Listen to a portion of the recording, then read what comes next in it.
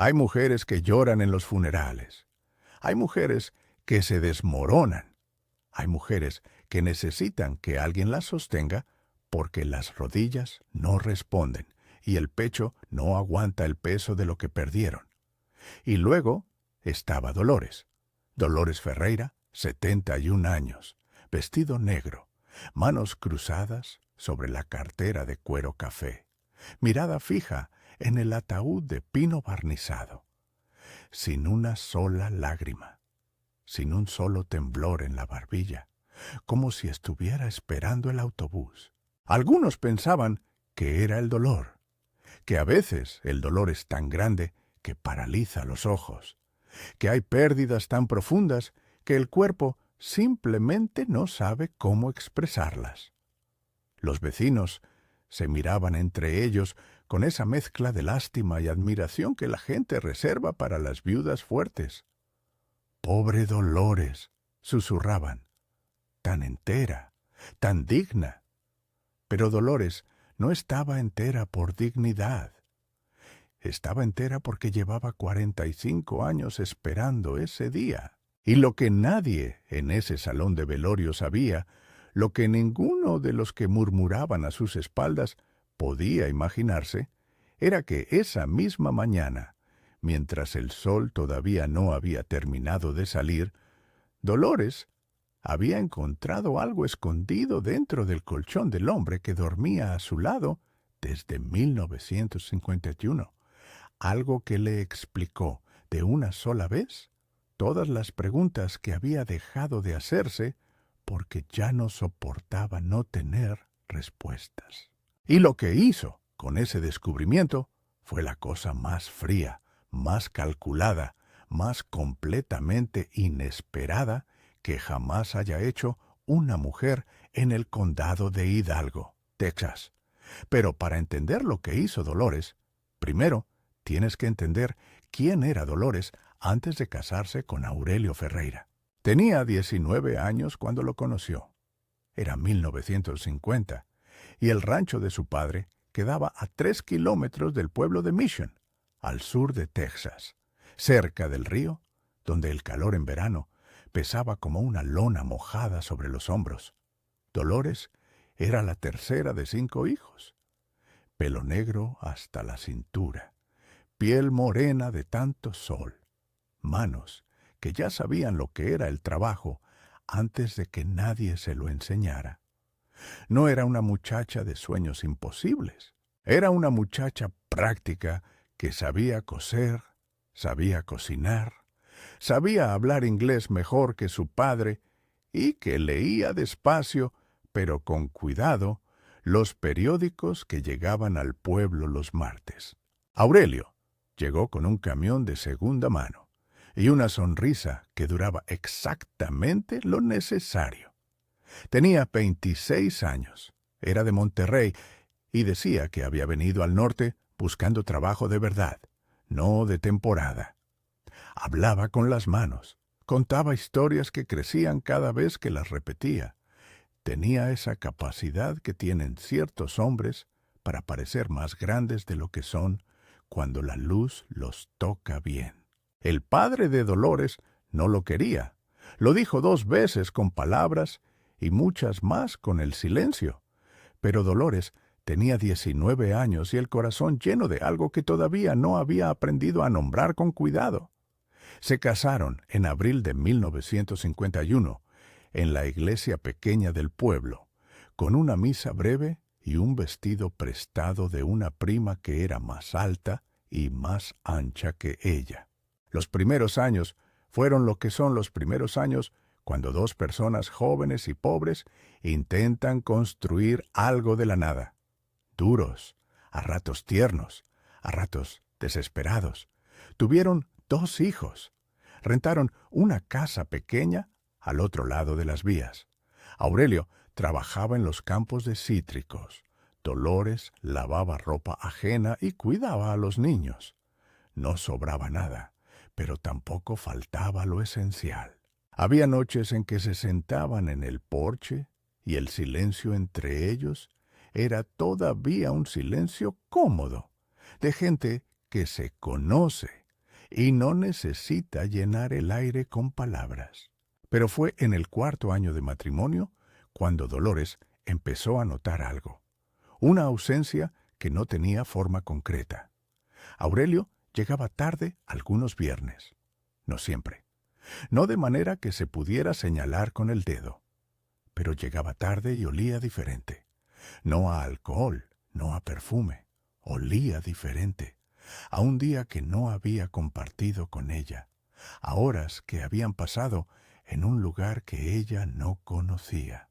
Cuando le preguntó, Aurelio respondió con la calma de quien tiene la respuesta preparada.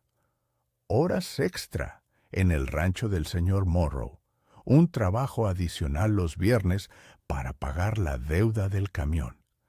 Era una explicación razonable. Era una explicación que Dolores guardó en algún lugar del pecho donde se guardan las cosas que no terminan de convencer, pero que tampoco se pueden probar. Pasó un año, pasó otro. Los viernes siguieron siendo viernes. Algunas veces Aurelio traía un poco más de dinero, otras veces no. Dolores aprendió a leer los silencios de su marido como se lee el cielo antes de una tormenta. Aprendió cuándo preguntar y cuándo quedarse quieta. Aprendió que hay preguntas que, si las haces en voz alta, se vuelven reales de una manera que ya no tiene vuelta atrás. Y tuvo miedo de esa realidad. Así que no preguntó. No preguntó cuando encontró un número de teléfono escrito a lápiz en el bolsillo de una camisa que fue a lavar. No preguntó cuando Aurelio empezó a recibir cartas que guardaba en el camión y no en la casa. No preguntó cuando su hijo mayor, que tendría unos 8 años, le dijo que había visto al papá en el pueblo un sábado, que supuestamente estaba en McAllen por trabajo, parado afuera de una farmacia hablando con una mujer de pelo rojizo. No preguntó por qué tenía 2 hijos, una renta que pagar, y porque en 1958, en Mission, Texas, una mujer mexicana con 2 niños y sin trabajo fijo, no tenía a dónde ir si el matrimonio se rompía. Así que aprendió a vivir con la sospecha como se aprende a vivir con una piedra dentro del zapato. Te duele menos con el tiempo, no porque ya no esté, sino porque te acostumbras a la forma del dolor. Los hijos crecieron. El mayor se fue a Houston a trabajar en construcción. La menor se casó con un hombre de Laredo y se mudó al otro lado del río. La casa quedó grande y silenciosa. Aurelio envejeció con esa lentitud particular de los hombres que no se hacen preguntas difíciles. Dolores envejeció de otra manera, con los ojos más abiertos, con los labios más apretados, con una claridad que fue creciendo despacio, como la sal que se va acumulando en la orilla de un estanque que se evapora. Había dejado de buscar pruebas hacía mucho tiempo. Había dejado de necesitarlas. Sabía lo que sabía con la certeza silenciosa de quien ha vivido 45 años durmiendo junto a un misterio y ha aprendido a reconocer su textura en la oscuridad. Pero aún así, nunca imaginó lo que iba a encontrar. Antes de contarte lo que pasó esa mañana, quiero hacer una pausa breve. Si llevas un rato escuchando esta historia y ya eres parte de este canal, gracias. No lo digo por decirlo.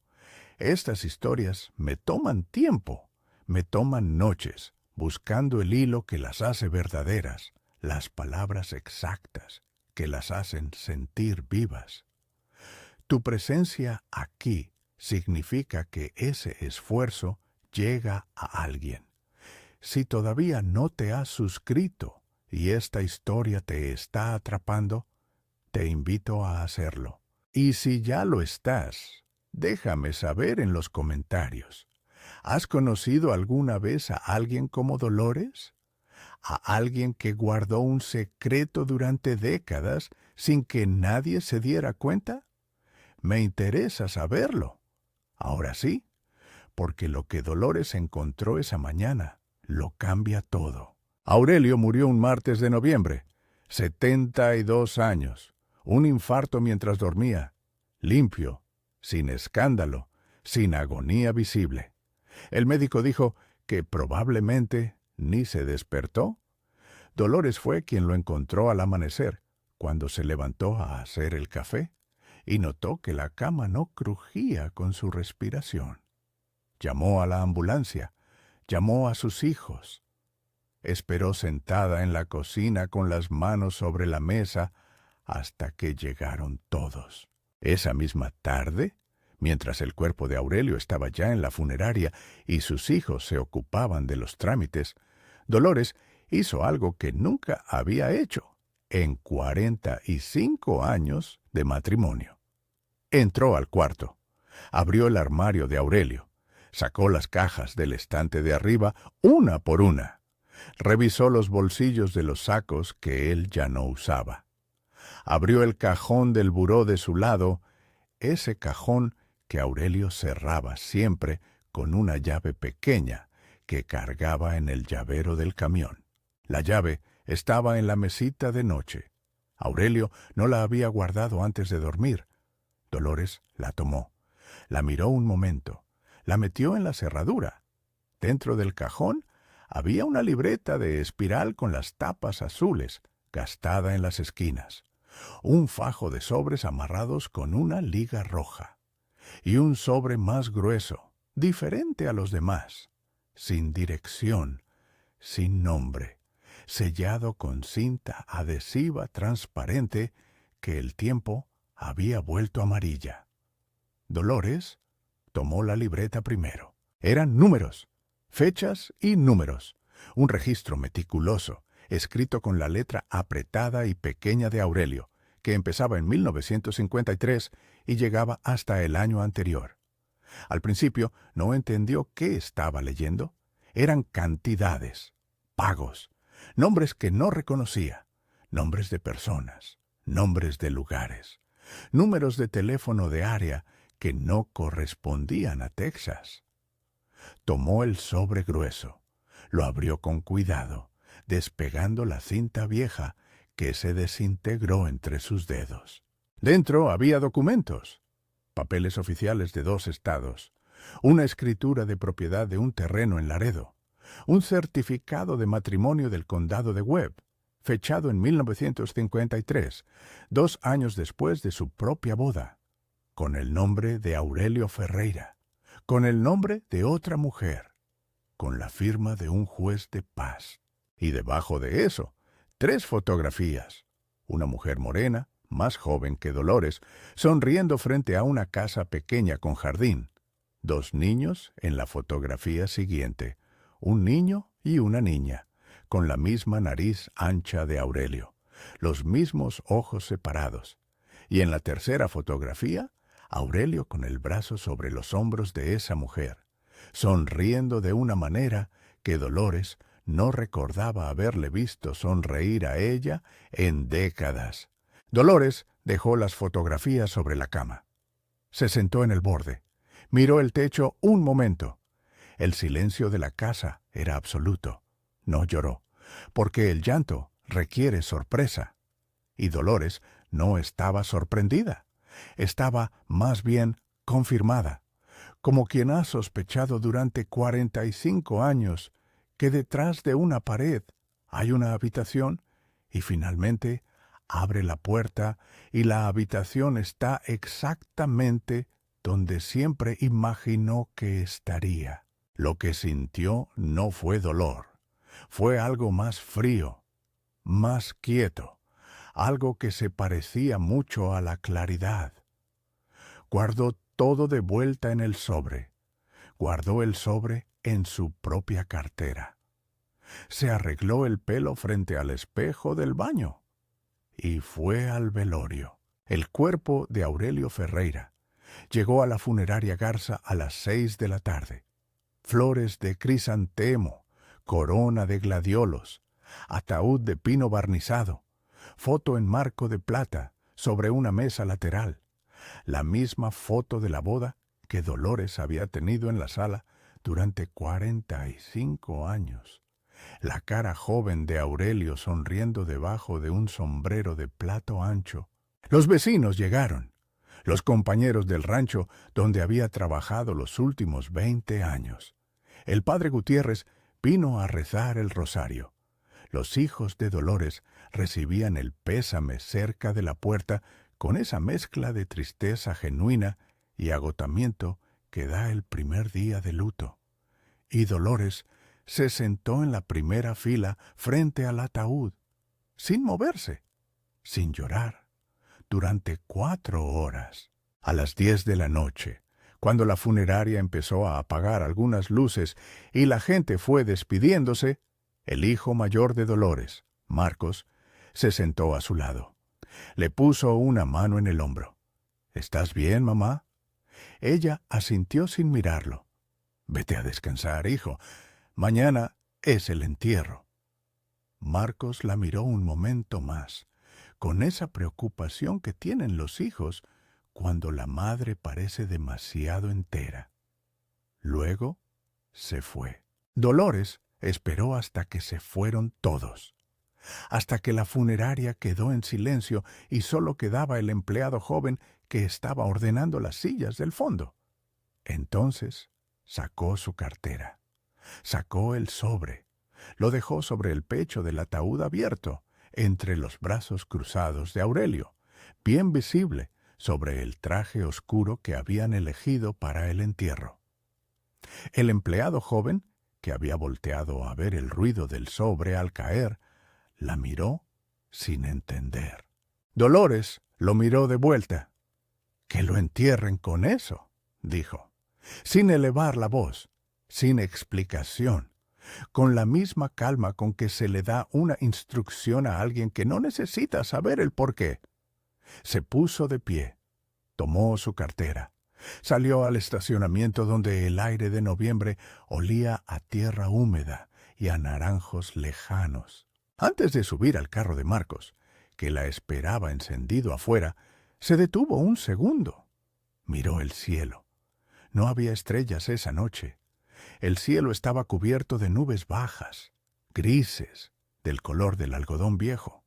Respiró, y por primera vez en 45 años, el aire entró limpio. Ahora quiero preguntarte algo, y quiero que te lo tomes en serio. ¿Tú qué hubieras hecho en el lugar de Dolores? ¿Hubieras hablado? ¿Hubieras confrontado?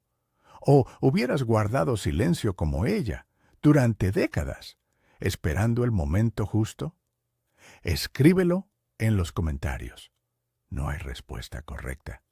Hay respuestas que dicen mucho de quiénes somos. Y si conoces a alguien que está cargando algo pesado en silencio, pásale este video. A veces, una historia cuenta lo que nosotros no sabemos cómo decir. Terminemos. Al día siguiente, durante el entierro, los hijos de Dolores notaron que su madre no llevaba nada en las manos. Ni flores, ni rosario, nada. La hija menor le preguntó después, en voz baja, en el carro de regreso, si se encontraba bien. Dolores asintió. Sí, hija, mejor que en mucho tiempo. La hija no supo qué hacer con esa respuesta. La guardó en ese lugar donde los hijos guardan las cosas de sus madres que no terminan de entender. La otra familia, la de Laredo, la que existía desde 1953, se enteró 3 semanas después. El sobre que Dolores dejó sobre el pecho de Aurelio contenía los documentos, las fotografías y una nota escrita a mano por Dolores esa misma noche, en el baño de la funeraria, con la pluma que siempre cargaba en la cartera. La nota decía, en letras muy pequeñas y muy parejas: «Esto les pertenece a ustedes. Yo me quedo con los 45 años. Es un trato justo». El empleado joven de la funeraria, que sí la leyó antes de sellar el ataúd, porque era humano y curioso, y le pareció raro que una viuda dejara un sobre con el muerto, contó después, muchos años después, que nunca olvidó esas palabras. Dijo que no sabía exactamente qué significaban, pero que sonaban a algo que había tardado décadas en escribirse. Y eso es lo que me parece más extraño, más honesto y más brutal de toda esta historia. Que Dolores Ferreira no se vengó con gritos, no se vengó con escándalos, no llamó a nadie para contar lo que había encontrado, no destruyó nada, no le dijo nada a sus hijos, no confrontó al hombre muerto frente a todos. Se vengó con silencio, con un silencio que duró 45 años y que al final pesó mucho más que cualquier palabra que hubiera podido decir, porque hay personas que gritan cuando los traicionan, y hay personas que guardan todo hasta que llega el momento exacto en que la palabra correcta, o el gesto correcto, o el sobre correcto, puesto en el lugar correcto, dice todo lo que nunca dijeron en voz alta. La traición más vieja del mundo no es que alguien te mienta. La traición más vieja del mundo es que alguien decida que no mereces la verdad, que prefiera construir una vida entera sobre el engaño antes de enfrentarte con lo que es real. Y la cosa más terrible de esa traición es que no deja herida visible, deja algo peor, deja duda, una duda que vive contigo, que desayuna contigo, que duerme en tu misma cama durante 45 años sin que nadie más pueda verla. Hay gente que carga eso, gente que lo carga sola, en silencio, porque no tiene pruebas, porque tiene hijos, porque tiene miedo, porque tiene vergüenza, porque el mundo es más cruel con quien señala que con quien engaña. Dolores no encontró justicia. No hay justicia posible cuando el engañador muere antes de responder. Lo que encontró fue algo distinto, algo más pequeño pero más suyo. Encontró la última palabra. Y la última palabra, en ocasiones, no se pronuncia. Se deja sobre el pecho de alguien dentro de un sobre sellado con cinta amarilla vieja, en una funeraria de Mission, Texas, en noviembre, cuando ya todos se fueron a casa. La pregunta que me quedo haciendo, y que te dejo a ti también, es esta. ¿Cuánto tiempo llevas tú cargando algo que nadie más puede ver? ¿Cuántos años le has dado espacio dentro de ti a una duda, a una sospecha, a una traición que no pudiste nombrar, porque nombrarla significaba perder lo poco que tenías? No te pido que respondas aquí.